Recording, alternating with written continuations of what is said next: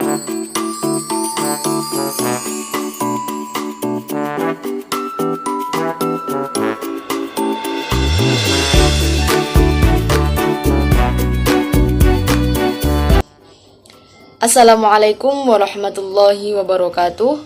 Saya Amalia Fuadatus Zuhro, anggota dari kelompok 1, sekaligus menjadi pemateri yang pertama akan menyampaikan materi yang pertama mengenai materi dari makalah kelompok kami, yaitu yang berjudul Korupsi dalam Perspektif Politik, Hukum, Budaya, Agama, dan Sosial serta Pengaruhnya. Baik, untuk yang pertama yaitu mengenai pengertian korupsi. Nah, sebelumnya tentunya kita telah sering sekali mendengar istilah korupsi di mana-mana, di TV, di berita media sosial, tentu banyak sekali berita yang menayangkan tentang korupsi yang hingga saat ini permasalahan ini sangat sulit untuk dipecahkan. Istilah korupsi secara etimologi berasal dari bahasa Latin, yaitu corrumpere, yang berarti merusak atau menghancurkan. Nah, pada masa kuno terkait pengertian korupsi diartikan dengan penyuapan. Namun, pada saat ini pengertian ini telah bergeser. Korupsi fokus pada perbedaan perilaku amoral dan ilegal di antara pemimpin politik. Jadi dapat disimpulkan bahwa korupsi adalah sesuatu yang busuk, jahat, dan merusak. Nah, berdasarkan kenyataan tersebut, perbuatan korupsi menyangkut sesuatu yang bersifat amoral, sifat dan keadaannya busuk, menyangkut jabatan, instansi, atau aparatur pemerintahan, penyelewengan kekuasaan dalam jabatan karena pemberian yang ilegal, menyangkut faktor ekonomi dan politik, dan penempatan keluarga atau golongan ke dalam kedinasan di bawah kekuasaan jabatan. Kemudian materi yang kedua yaitu korupsi menurut perspektif politik. Politik merupakan salah satu penyebab terjadinya korupsi. Nah, kekuasaan politik yang dicapai dengan korupsi akan menghasilkan pemerintahan dan pemimpin masyarakat yang tidak legitimate atau tidak sah di mata publik. Jika demikian keadaannya, maka masyarakat tidak akan lagi percaya kepada pemerintahan dan pemimpin yang sedang menjabat.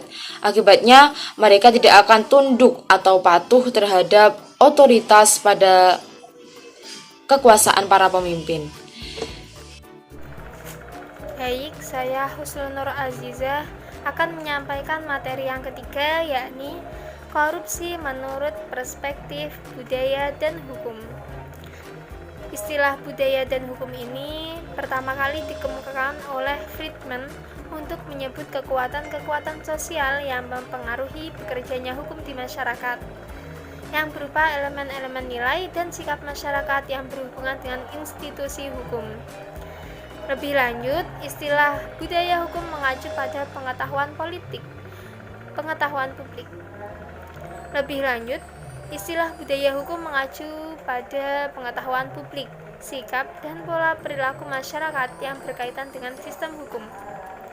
Jika konsep hukum ini dipergunakan untuk melihat penanganan korupsi, maka akan nampak bahwa korupsi itu sendiri akan sangat ditentukan oleh nilai-nilai yang ada di balik korupsi itu sendiri. Yakni nampak bahwa korupsi merupakan suatu perbuatan yang bertentangan dengan nilai-nilai dan norma-norma kejujuran, sosial, agama, dan hukum. Namun, munculnya korupsi itu sendiri dipengaruhi oleh tuntutan kebutuhan individual maupun kelompok serta didukung oleh lingkungan sosial budaya yang mewarisi tradisi korupsi itu sendiri. Di samping itu, budaya hukum elit penguasa tidak menghargai kedaulatan hukum, akan tetapi lebih mementingkan status sosial, ekonomi, dan politik para koruptor. Budaya hukum internal penegakan hukum sendiri juga tidak mendukung pemberantasan korupsi yang ditunjukkan dengan adanya praktek dalam proses peradilan.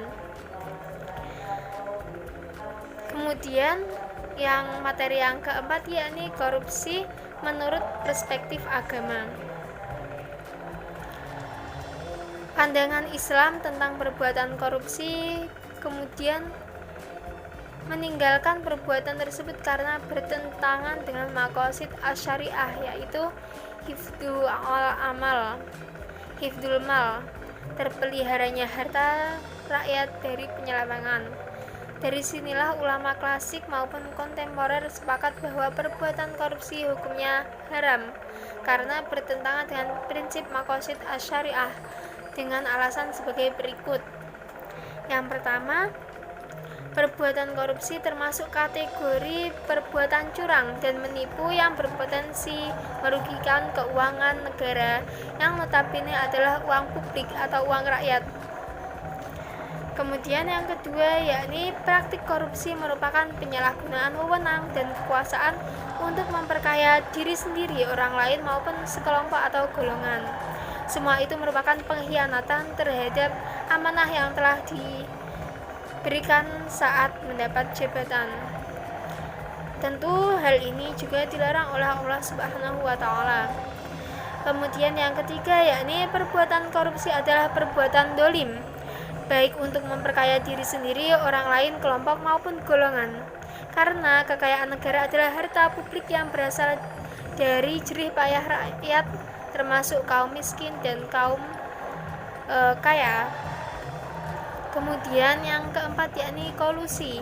Perbuatan ini termasuk kategori korupsi.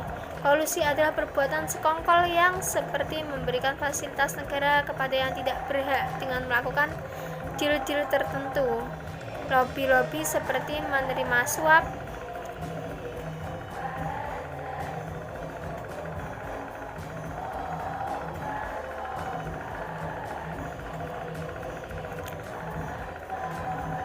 dari pihak-pihak yang diuntungkan. Perbuatan ini tentunya juga sangat dikecam oleh Allah Subhanahu wa taala. Demikian materi yang dapat saya sampaikan.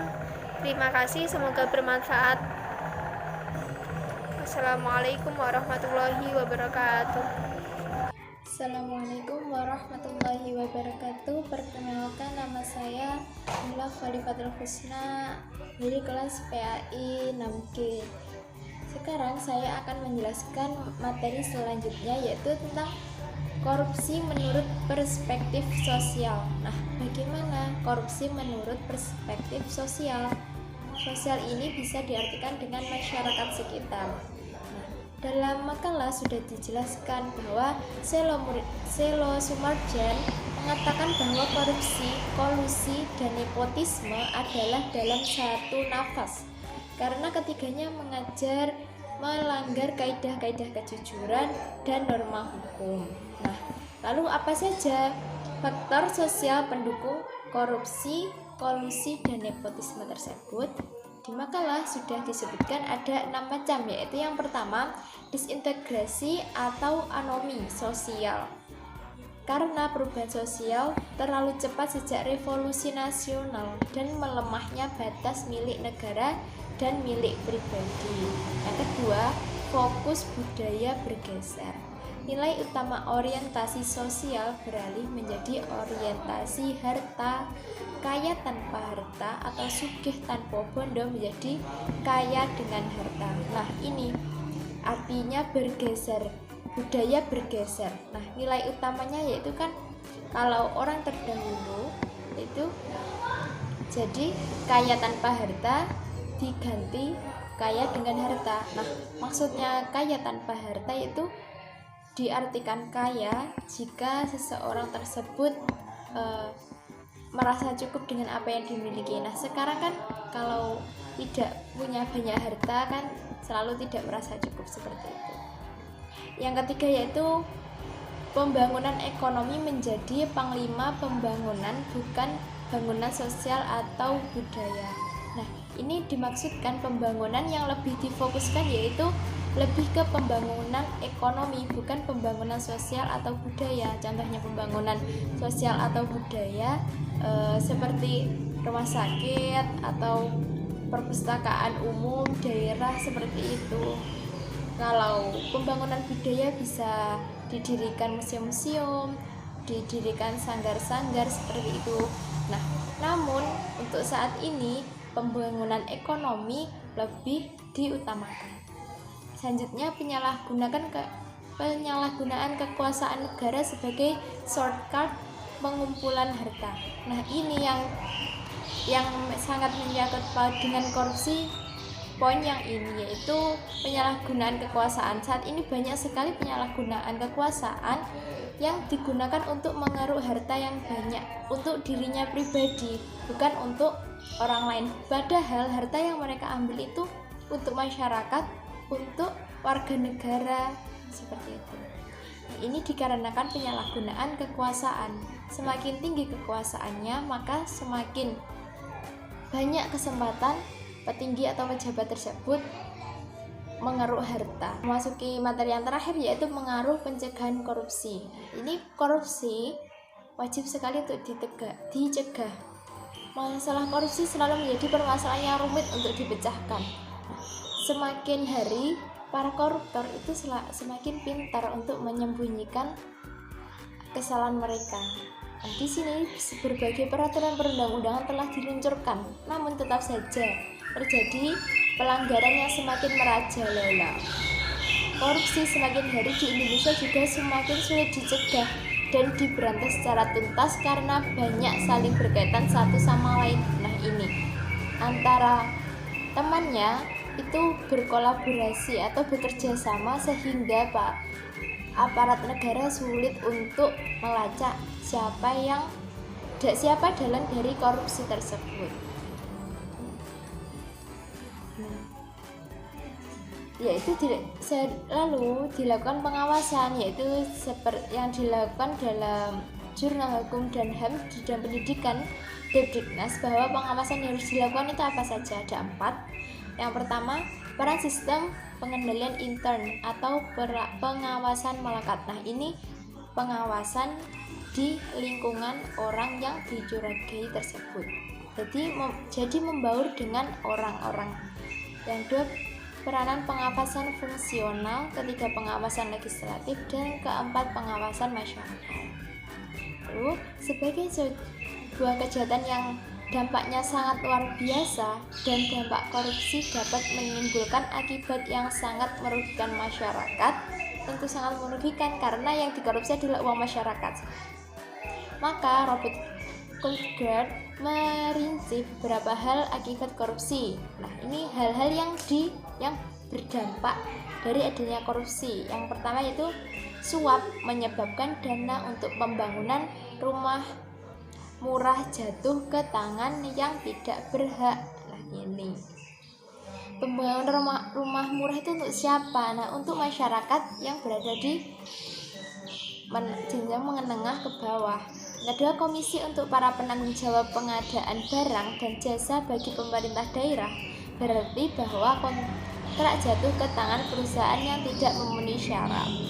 Lalu, kepolisian seringkali adalah karena telah disuap, pura-pura tidak tahu bila ada tindak pidana yang seharusnya diusutnya. Nah, ini kepolisian malah berpura-pura tidak tahu.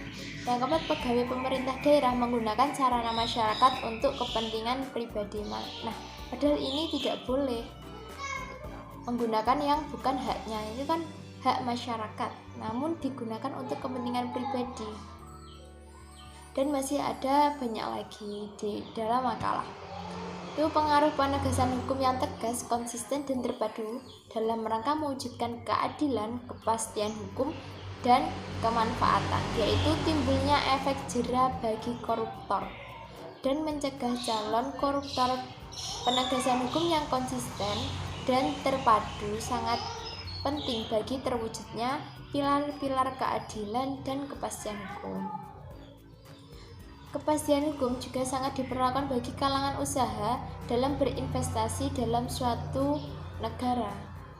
Sebab tanpa adanya kepastian hukum, maka resiko berusaha tidak dapat diprediksi, sehingga dapat menurunkan iklim investasi. Nah, jadi harus diperhatikan ya kepastian hukumnya, agar kita tidak salah melangkah.